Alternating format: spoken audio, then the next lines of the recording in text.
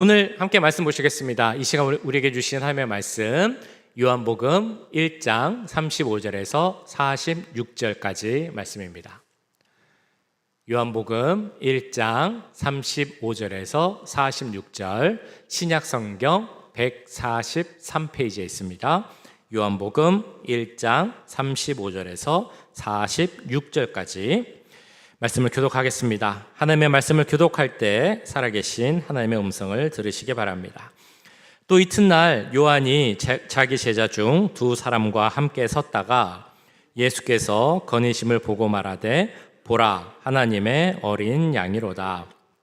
두 제자가 그의 말을 듣고 예수를 따르거늘 예수께서 돌이켜 그 따르는 것을 보시고 물어 이르시되 무엇을 구하느냐 이르되 랍비여 어디 계시오니이까 하니 랍비는 번역하면 선생이라. 예수께서 이르시되 와서 보라. 그러므로 그들이 가서 계신 데를 보고 그날 함께 거하니 때가 10시쯤 되었더라. 요한의 말을 듣고 예수를 따르는 두 사람 중에 하나는 시몬 베드로의 형제 안드레라. 그가 먼저 자기의 형제 시몬을 찾아 말하되 우리가 메시아를 만났다 하고 메시아는 번역하면 그리스도라. 데리고 예수께로 오니 예수께서 보시고 이르시되 내가 요한의 아들 시몬이니 장차 게바라 하리라 하시니라. 게바는 번역하면 베드로라. 이튿날 예수께서 갈릴리로 나가려 하시다가 빌립을 만나 이르시되 나를 따르라 하시니 빌립은 안드레와 베드로와 한 동네 벳세다 사람이라. 빌립이 나다나엘을 찾아 이르되 모세가 율법에 기록하였고 여러 선지자가 기록한 그 일을 우리가 만났으니 요셉의 아들 나사렛 예수니라. 나다나엘이 이르되 나사렛에서 무슨 선한 것이 날 수 있느냐. 빌립이 이르되 와서 보라 하니라. 아멘. 씬 스틸러라는 말을 혹시 들어보셨습니까? 씬 스틸러. 그 단어대로만 하면 그 뜻은 어떤 장면을 훔치는 사람이라는 뜻이 될 것입니다. 씬 스틸러. 좀 다르게 표현을 해보면 관심을 독차지하는 사람이라는 의미를 갖고 있는 단어입니다. 우리 드라마, 영화 같은 데서 이제 사용되는 단어이기도 합니다. 영화 같은 걸 보면 주연이 있고 조연이 있고 또한 단역이 있습니다. 그 비중에 따라 나뉘는 것이죠. 주연, 조연, 단역. 그러면 어떤 사람이 더 관심을 많이 받느냐라고 생각을 해보면 당연히 비중이 높은 주연이 더 관심을 많이 받게 될 것입니다. 자, 그런데 주연에 비해서 비중이 적은 조연이나 혹은 단역임에도 불구하고 연기를 너무 잘하거나 혹은 그 개성이 너무 독특해서 많은 관심을, 사람들의 그 관심을 가져가는 그런 역할의 사람이 있습니다. 그런 사람들을 일컬을 때 우리가 바로 씬 스틸러라는 호칭으로 사용을 합니다. 자, 성경을 우리가 한번 쭉 생각해 보면 성경에서 가장 비중이 큰 주인공, 주연은 누구일까라고 생각해 보면 성경에서 주연은 누구이겠습니까? 단연 예수님입니다. 그런데 예수님을 제외하고 성경에서 그래도 비중이 높은 사람이 누가 있을까라고 생각을 해보면 생각나는 몇 사람이 있습니다. 예를 들면 12제자 중에서도 베드로 아니면 요한 이런 사람이 생각이 나고 또는 바울과 같은 사도가 또한 큰 역할을 맡고 있는 그런 사람입니다. 자, 그래서 12제자, 예수님의 제자가 12명이나 되지만 비중만 따져보면 조금 큰 비중을 차지하고 있는 그런 제자들도 있고 그렇지 못한 제자들도 있습니다. 그러나 성경에서 나오는 비중이 작다고 해서 우리한테 주는 영향이 꼭 작은 것은 아니다라는 것을 생각해 볼 수 있습니다. 비중은 작아 보일 수 있지만 예수님을 따르는 우리 그리스도인들에게 주는 영향력은 큰 제자가 있을 수 있다는 것입니다. 어떤 제자가 그렇게 비중은 작아 보이지만 큰 메시지를 주는 제자가 있겠습니까? 대표적으로 오늘 말씀에 나오는 제자 안드레와 빌립 이 두 명을 생각해 볼 수 있을 것입니다.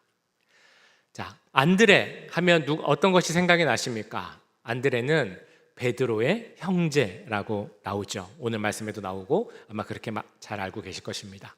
안드레의 특징 중에 하나는 제자들 중에서도 가장 먼저 부르심을 받은 사람, 그 사람이 바로 안드레입니다. 안드레는 곧 최초의 제자라고도 할 수 있습니다. 그래서 초대교회에서는 안드레를 뭐라고 불렀냐면 프로토클레토스라고 불렀습니다. 무슨 의미냐면 최초의 제자라는 그런 의미입니다. 자, 그런데 안드레가 예수님에게 뽑힌 첫 번째 제자임에도 불구하고 성경에서 나오는 그 역할을 보면 그 비중이 아주 많지는 않습니다. 성경 복음서에서 한 3군데 정도 안드레가 이제 나오고 있습니다. 빌립도 마찬가지입니다. 빌립은 어떤 특징이 있느냐? 빌립의 특징이라고 보통 얘기를 하면 12제자 중에서 유일하게 헬라식 이름을 가진 사람, 그러니까 이 필립이라는 이름이 히브리식 이름이 아니라 헬라식 이름이었다는 것입니다. 그가 어디 출신이었냐면 베세다 출신이었다라고 나오죠. 베세다 출신이 누가 있냐면 베드로도 베세다, 안드레도 베세다 출신입니다. 그러니까 같은 그 도시 출신이니까 베드로와 안드레와 빌립은 잘 알았을 것이다 정도만 알려진 것이 바로 빌립입니다. 빌립이 무슨 일을 했는지, 어떤 직업을 갖고 있는지도 사실은 잘 알려져 있지 않습니다. 그러나 이렇게 잘 알려져 있지 않을 수도 있지만 성경을 우리가 주의 깊게 보면 안드레나 빌립이나 큰 역할, 중요한 역할을 하고 있다는 것을 우리는 알게 됩니다. 꼭 필요한 역할, 이렇게 막 드러나진 않을 수 있지만 자기에게 맡겨진 역할을 묵묵히 감당한 것이 바로 이 안드레와 빌립이라는 제자입니다. 그러면 이 두 사람이 감당했던 그 역할, 묵묵히 감당했던 그 역할 중에 가장 크고 중요한 것을 하나 찾아보자면 어떤 것이 있겠습니까? 그것은 바로 다리를 놓는 역할을 했다라는 것입니다. 오늘 제목에도 나오지만 다리를 놓는 사람들, 거기에 그 사람들이 누구냐? 바로 이 오늘 나오는 안드레와 빌립입니다.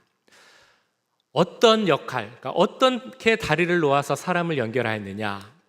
안드레는 그 형제인 베드로를 예수님께로 연결하는 역할을 했습니다.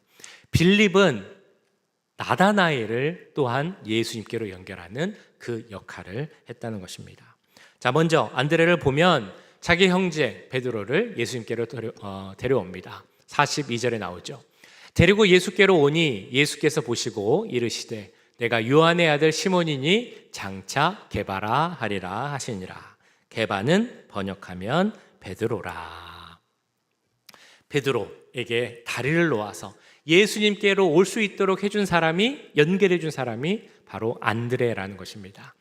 안드레가 이렇게 연결을 해 주었기 때문에 베드로는 예수님을 만날 수 있게 되었고 예수님을 따르게 되었습니다. 그래서 그는 예수님의 수제자가 되었습니다. 뿐만 아니라 나중에는 성령 받고 능력 있는 사도가 되어서 그가 나중에 사도행전 2장을 보면 한 번 설교하면 무려 3,000명의 사람이 회개하고 예수님을 영접했다라는 말씀이 나옵니다. 그만큼 은혜로운 역사를 펼칠 수 있는 능력의 사도가 될 수 있었던 그 출발점이 누구 때문이냐? 바로 그 형제 안드레 때문이었다는 것입니다.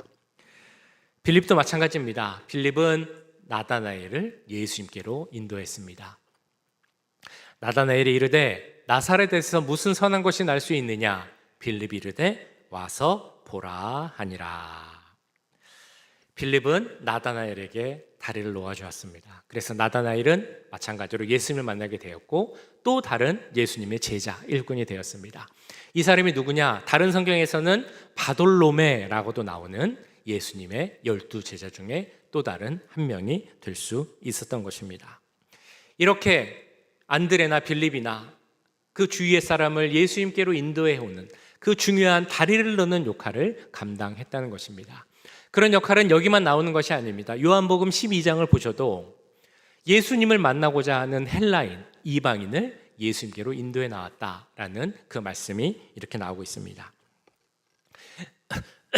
명절에 예배하러 올라온 사람 중에 헬라인 몇이 있는데 그들이 갈릴리 벳세다 사람 빌립에게 가서 청하여 이르되 선생이여 우리가 예수를 배웁고자 하나이다 하니 빌립이 안드레에게 가서 말하고 안드레와 빌립이 예수께 가서 여쭈니 예수께서 대답하여 이르시되 인자가 영광을 얻을 때가 왔도다. 어떤 내용입니까? 명절, 유월절입니다. 그래서 그 중에 예수님을 아는 헬라인들, 이방인들이 예수님을 좀 만나고 싶다고 찾아왔습니다. 그 이야기를 듣고 알게 된 빌립 그리고 안드레가 서로 의논하여서 이 이방인들, 예수님을 만나고자 하는 그 이방인들을 예수님께로 인도해 왔다. 다리를 놓아주었다라는 것입니다. 그래서 최초로 예수님을 만나게 이방인에게 역할을 관계를 맺게 해준 그 역할을 한 것이 바로 이 안드레와 빌립입니다. 빌립과 안드레가 없었다면 이들은 예수님을 만날 수 없었을지 모릅니다. 빌립과 안드레는 예수님과 이방인들 사이에도 그 다리를 놓아주는 역할까지도 했다라는 것입니다. 안드레가 있었기 때문에 또한 빌립이 있었기 때문에 많은 사람들이 예수님께 나올 수 있었다라는 것입니다. 그 두 사람이 있었기 때문에, 다리를 놓았기 때문에 그 많은 사람들이 예수님을 만났고 구원을 얻게 되었습니다. 그것뿐이 아닙니다. 그 사람들이 예수님을 만났기 때문에 또 다른 사역자로, 또 다른 일꾼으로 서서 또 다른 곳에 가서 예수님의 복음을 전하는 그 사명자의 역할을 감당할 수 있게 된 것입니다. 이것을 보면 다리를 놓는 역할, 그것이 얼마나 중요한지를 우리는 다시 한번 깨닫게 됩니다. 하나님은 이러한 다리를 놓는 사람들을 찾고 계십니다. 빌립과 안드레에게 맡겼던 그 역할을 할 사람들을 지금도 찾고 계십니다. 우리가 하나님을 알지 못하는 사람들을 예수님께로 신앙생활을 하다가 어떤 이유든지 간에 상처가 있든지 아픔이 있든지 어떤 이유든지 간에 하나님을 떠나고 교회를 떠나고 신앙을 버리고 있는 사람들이 있다면 그런 사람들을 예수님께로 다시 인도하는, 다리를 놓는 그 역할을 할 수 있다면 그것이 얼마나 중요한 일이겠습니까? 하나님은 지금도 다리를 놓는 사람들을 찾고 계십니다. 그리고 그 역할을 우리 교회가, 그리고 여기 계신 우리 사랑하는 성도들이 감당하면 너무 좋겠습니다. 그 역할을 감당할 수 있으시겠습니까? 다리 놓는 역할 감당할 수 있으시겠습니까? 우리가 그 다리 놓는 역할을 감당하기 위해서 우리에게 필요한 것이 있다면 무엇이 있겠습니까? 정말 가장 기본적인 것이지만 가장 중요한 것이 있습니다. 그것은 바로 우리 구주 예수님을 우리 구주로, 그리스도로, 메시아로 고백하는 그 믿음의 고백이 우리에게 필요합니다. 오늘 말씀을 보시면 안드레가 그리고 빌립이 그런 고백을 하는 것을 보게 됩니다. 근데 사실 안드레는 예수님을 만나기 전에 세례 요한의 제자였습니다. 근데 세례 요한이 이 안드레에게 예수님을 소개해 주는 장면도 오늘 본문에 이렇게 나옵니다. 또 이튿날 요한이 자기 제자 중 두 사람과 함께 섰다가 예수께서 거느심을 보고 말하되 보라 하나님의 어린 양이로다. 자, 이 말씀을 보면 세례 요한 또한 중요한 역할, 즉 다리를 놓는 역할을 하고 있다는 것을 알게 됩니다. 자기 제자였던 안드레를 예수님께로 인도하는 그 역할을 한 사람이 바로 이 세례 요한입니다. 자, 세례 요한의 역할로 말미암아 이 안드레가 예수님을 만나게 됩니다. 그리고 예수님을 만나고 따르게 된 안드레가 그 형제인 베드로를 만나자마자 한 말이 무엇이었습니까? 내가 메시아를 만났다라는 그 말입니다. 41절에 나오죠. 그가 먼저 자기 형제 시몬을 찾아 말하되 우리가 메시아를 만났다 하고, 빌립도 마찬가지의 고백을 합니다. 아까 보셨던 45절 말씀을 보시면 빌립이 이렇게 말했죠. 빌립이 나다나엘을 찾아 이르되 모세가 율법에 기록하였고 여러 선지자가 기록한 그 일을 우리가 만났으니 요셉의 아들 나사렛 예수니라. 안드레나 빌립이나 예수님을 만나고 나서 그 예수님을 대해서 다른 사람에게 소개할 때 그가 외치며 고백한 말이 무엇이었습니까? 내가 성경에 기록한 그 사람, 그 많은 예언자들이 예언했던 그 메시아 구원자를 만났습니다. 그 사람 나사렛 예수가 바로 그 구원자입니다. 예수님이 우리가 그렇게 기다리던 그 그리스도입니다 라고 외치며 고백하는 것입니다. 그들 가운데 이런 믿음의 확신이 있었기 때문에 만나는 사람마다 그분이 예수님이 그리스도입니다 라고 말하면서 또한 이렇게 말하는 것이죠. 그러니까 그 예수님 만나러 한번 와서 보라 라고 말하는 것입니다. 다른 설명을 할 필요가 없습니다. 구구절절 예수님이 어떤 분입니다, 이런 것을 하십니다, 이런 말을 할 필요가 없다는 것입니다. 그분이 그리스도시니까 와서 보십시오, 이 말만 하면 되었던 것입니다. 36절에 이렇게 나오죠. 나다나엘이 이르되 나사렛에서 무슨 선한 것이 날 수 있느냐? 빌립이 이르되 와서 보라 하니라. 우리에게도 그런 믿음의 확신이 있으십니까? 나는 예수님을 만났습니다. 예수님만이 유일한 진리이심을 믿습니다. 예수님만이 유일한 구원자, 나의 그리스도이심을 믿습니다. 이러한 확신이 있으십니까? 그럼 우리가 해야 할 일이 무엇입니까? 안드레가 했던 일, 그리고 빌립이 했던 그 일을 해야 됩니다. 바로 예수님이 그리스도입니다 라고 외치며, 그러면 그 예수님을 만나러 와서 보십시오, 이렇게 외치며 다리를 놓아주는 그 역할을 우리가 해야 할 줄 믿습니다. 제가 사실은 오늘 읽으신 요한복음 1장 말씀으로 설교를 한번 했었습니다. 올 1월 달에 토요 새벽 예배 때 설교를 했었습니다. 그때도 이런 내용을 말씀드렸죠. 우리 교회, 남가주 임마누엘 교회가 정말 좋은 교회가 되어서 우리 성도들이 어딜 가든 누굴 만나든지 간에 우리 교회 참 좋은 교회야, 한번 와서 보라 라고 외치면 좋겠다라는 그런 일을 했습니다. 말씀을 드렸었습니다. 그래서 그런 교회가 될 수 있도록, 좀 작지만 강한 교회가 될 수 있도록 누구에게든지 자신 있게 우리 교회 좋은 교회야, 그러니까 한번 와서 봐봐 라고 이야기할 수 있는 그런 교회를 만들어 가자라는 그런 설교를 드린 적이 있습니다. 자, 그 설교를 기억하면서 오늘 본문을 다시 한번 묵상하며 설교를 준비하는데 오늘은 좀 더 강조하고 싶은 그런 내용, 이 내용을 참 강조하면 좋겠다라는 내용이 생겼습니다. 지금 말씀드린 것처럼 우리 교회 참 좋은 교회야, 한번 와서 봐봐, 이제 이것도 좋고, 어떻게 보면 이 말 가운데 포함되어 있는 이야기지만 그냥 단지 교회를 소개하는 것, 우리 교회 참 좋은 교회야, 여기서 그치는 것이 아니라 이렇게 말을 해야 된다는 것입니다. 우리 교회에 오면 우리 그리스도 메시아 예수님을 만날 수 있어. 우리 교회는 진정으로 예수님만 예배하는 그런 교회야. 그러니까 예수님을 만나고 싶으면 우리 교회로 와봐, 한번 와서 봐봐 라고 말할 수 있는 그런 교회가 되어야 한다는 것입니다. 단지 교회로 소개하는 것이 아니라, 교회로 인도하는 것에서 그치는 것이 아니라 우리 교회에 계신 예수님을 소개하고 그 예수님께로 다리를 놓을 수 있는 그 역할을 우리 교회와 우리 모두가 감당해야 한다는 것입니다. 그를 위해서 우리에게 먼저 필요한 것이 무엇이라고 말씀드렸습니까?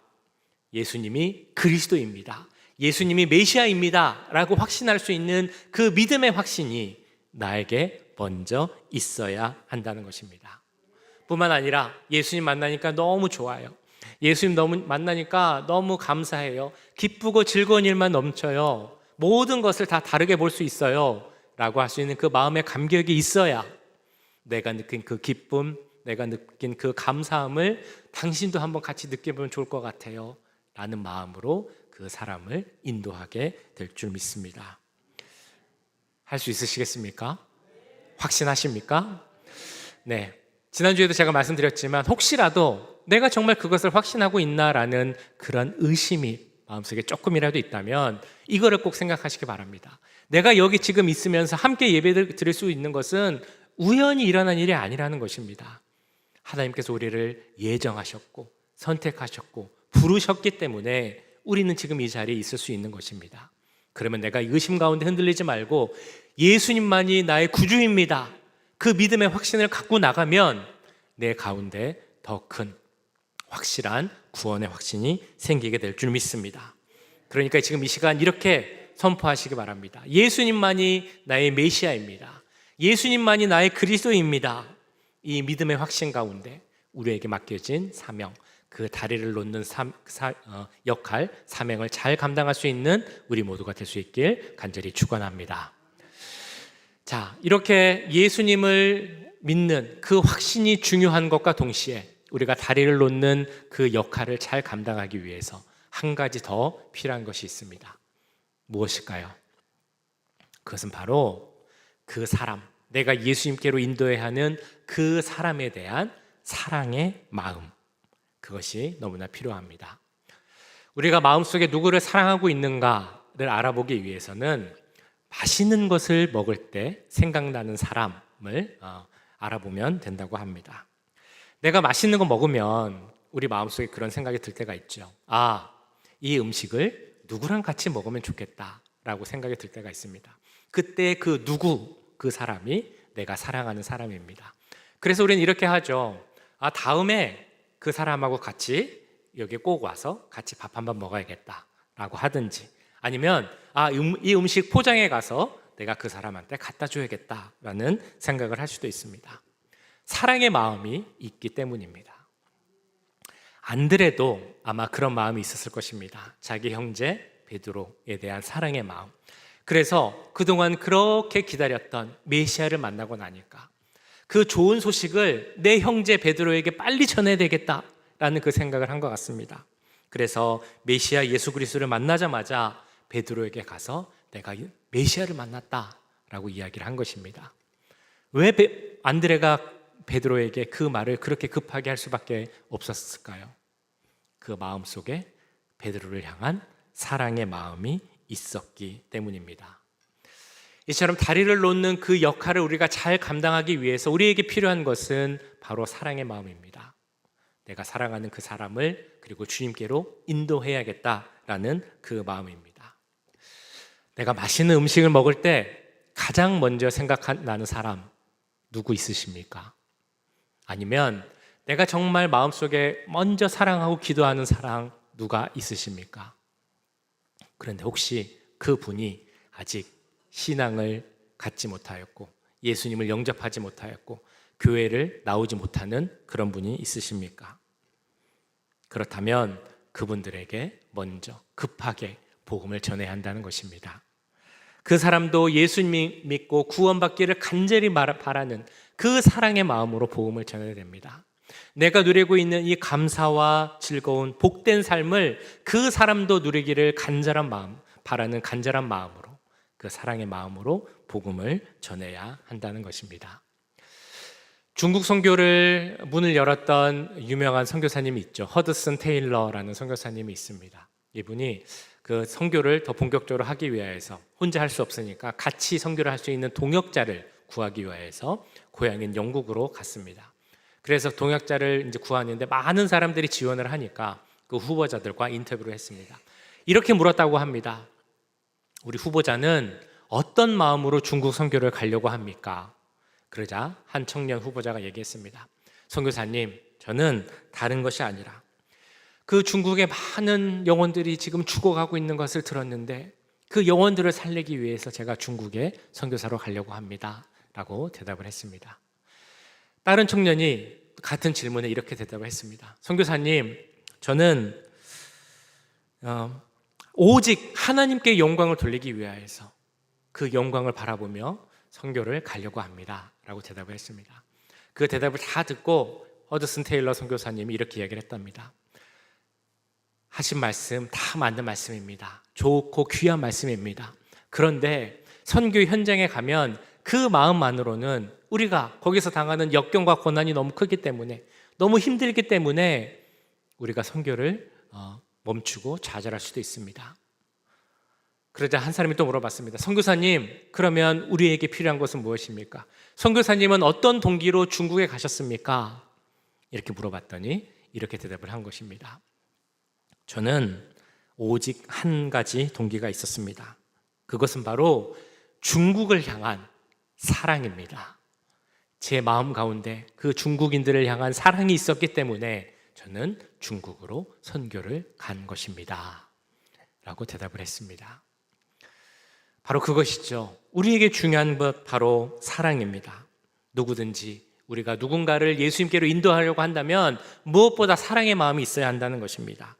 예수님과 누군가의 사이에 다리를 놓기 위해서 우리에게 필요한 것이 있다면 그것은 바로 그 사람을 향한 사랑의 마음인 줄 믿습니다. 내가 정말 사랑하는데 예수님을 모르는 사람이 있으십니까?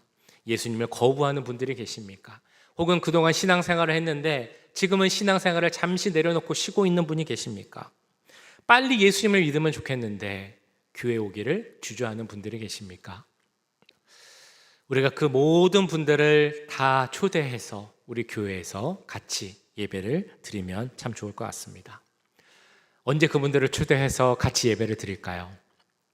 제가 생각을 하고 기도를 해봤더니 기도하면서 이제 준비를 하면서 설교를 준비하면서 생각한 날짜가 있습니다. 바로 11월 23일. 무슨 날이냐면 추수감사 주일입니다.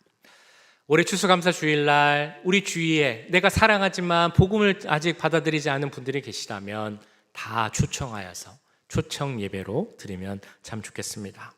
그 분들을 위해서 다리를 놓는 그 사역에 우리 모두가 힘을 쏟으면 너무 좋을 것 같습니다. 우리 장로님께서 아까 광고도 해주셨지만 이제 그 청빙 위임의 그 예식이 예배가 올해로 이제 다 끝나고 12월에 위임 예배를 드리게 되면 이제 내년부터는 더욱더 우리 교회를 위하여서 또 교회가 자리를 잡고 성장하기 위해서 우리 모두가 또 제가 더 앞장서서 열심히 뛰어야 할 것입니다. 우리 교회가 조금 더 자리를 든든히 잡고 성장하기를 위해서 기도하며 노력할 것입니다. 그를 위해서 함께 교회를 세울 수 있는 분들이 많이 계시면 좋을 것 같습니다. 함께 예배를 드릴 수 있는 분이 더 많이 있으면 참 좋을 것 같습니다. 그를 위한 과정 중에 하나로 우리 주위에 계신 귀한 분들, 사랑하는 분들을 함께 초청하고 모여서 예배 드릴 수 있는 그날, 바로 추수감사주일입니다. 11월 23일 한 2달 정도 되는데요. 그렇게 길지 않은 시간입니다. 그래서 제가 에베소서 강해가 지난주에 끝났고 그 다음부터는 시편 강의를 하겠습니다라고 광고를 했으면서도 오늘 요한복음 말씀을 전한 것은 바로 이 말씀을 드리기 위해서였습니다. 자, 그래서 이번 한 주 동안 내가 초청할 사람이 누구인가, 내가 사랑하는 사람이 누구인가 한번 곰곰이 기도하면서 생각해 보시면 좋을 것 같습니다. 우리 교회에 한두 번 오신 분들도 괜찮습니다. 다시 초청하면 좋습니다. 한 번도 안 오신 분들도 좋습니다. 우리 교회 한번 와서 보라, 우리 교회에 계신 예수님을 와서 만나보라 라고 말할 수 있는 그런 기회가 되면 좋겠습니다. 그 대상자가 정해지면 그 명단도 우리가 같이 나누고 같이 기도할 것입니다. 우리 교회를 소개할 수 있는 그 브로셔라고 하죠. 안내지, 교회 안내지도 만들어서 드릴 수 있도록 하겠습니다. 또 한 가지가 있습니다. 우리가 사랑하는 분들을 초청해서 초청 예배를 드릴 그 예배 순서 가운데 특별한 예배 순서를 만들고자 합니다. 그것은 바로 하나님을 사랑하는 우리가 하나님을 찬양할 수 있는 그 찬양대를 만들어서 영광 돌릴 수 있는 그 찬양대를 위해서 기도하고 있습니다. 찬양대를 이끌 수 있는 좋은 지도자가 올 수 있도록, 지휘자가 올 수 있도록 또한 기도하고 있습니다. 그런데 찬양대도 있고 지휘자도 있는데 찬양대원이 없으면 안 되겠죠. 찬양대, 그러니까 마음에 부담이 있을 수도 있을 것 같습니다. 노래를 엄청나게 잘해야 되는 거 아닌가? 나는 한 번도 해본 적이 없는데, 이런 생각을 하실 수도 있습니다. 노래 실력도 사실은 중요합니다. 그러나 제가 찬양대를 만들고자 기도하면서 준비한 이유는 실력이 뛰어난 분들이 함께 모여서 찬양을 하기 위해서 만든 것이 아니라 하나님을 사랑하고 하나님을 찬양하기 원하는 분들이 함께 이 자리에서 예배 가운데 찬양하면 참 좋겠다라는 마음으로 그 찬양대를 시작해 보고자 합니다. 5명도 좋고 6분도 좋습니다. 하나님을 찬양하고자 하는 마음만 있으면 됩니다. 저에게 꼭 말씀해 주셔서 이제 우리가 그런 분들이 계시면, 신청을 있으시면 우리가 시간을 정해서 예배 후에든지 함께 모여서 찬양 그 연습을 하고, 그래서 11월 23일 추수감사 주일날 특송을 하고 그 뒤로 계속 우리 찬양대가 예배 가운데 설 수 있도록 그렇게 해보려고 합니다. 자, 이 모든 이렇게 준비를 하는 이유, 은혜로운 추수감사주일 예배를 위해 기도하는 이유 무엇입니까? 하나님께서 우리에게 주신 사명, 다리를 놓는 역할, 그 역할을 감당하는 다리를 놓는 사람들이 되기 위함입니다. 안드레가 베드로를 인도했던 것처럼 빌립이 나다나엘에게 다리를 놓아줬던 것처럼 우리 주위의 많은 사람들, 그 불쌍한 영혼들, 사랑하는 사람들을 예수님께로 인도하는, 다리를 놓아주는 그 역할을 잘 감당하는 우리가 되길 간절히 소원합니다. 그래서 안드레가 베드로에게 한번 와서 예수님을 만나봐봐 라고 했던 것처럼, 빌립이 나다나엘에게 다른 말 필요 없어, 와서 봐봐 라고 했던 것처럼, 우리가 사랑하는 그 사람들을 위해서 한번 와보라 라고 할 수 있는 우리 모두가 될 수 있기를, 또한 그분들이 우리 교회에 왔을 때 우리 교회 가운데 계신 그 예수님을 볼 수 있도록 그 모든 것을 준비할 수 있는 우리 남가주 임마누엘 교회가 될 수 있기를 주님의 이름으로 간절히 축원합니다.